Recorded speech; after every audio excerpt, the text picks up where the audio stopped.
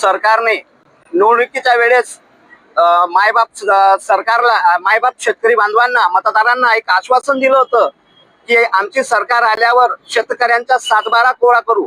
परंतु सत्तेवर बसून कदाचित त्यांना विसर पडला असेल की शेतकऱ्यांनी त्यांनी आश्वासन दिलं होतं की तुमचा सातबारा कोरा करू. परंतु आज जवळपास वर्ष होण्यात आले तरी आज कुठल्याही प्रकारचा शेतकऱ्यांचा सातबारा कोरा झालेला नाही. आमचे वंदनीय बच्चू कडू यांनी अनेक वेळा त्यांना आठवण करून दिली. उपोषणाच्या द्वारे त्यांना इशाराही देण्यात आला. आज अखेर भाऊंनी संपूर्ण राज्यभर चक्काजाम आंदोलन केलं होतं. या माध्यमातून सरकारला सांगू इच्छितो की लवकरच सरकारचा सातबारा कोरा केला नाही तर यापुढे शेतकरी पुन्हा रस्त्यावर उतरल्याशिवाय राहणार नाही.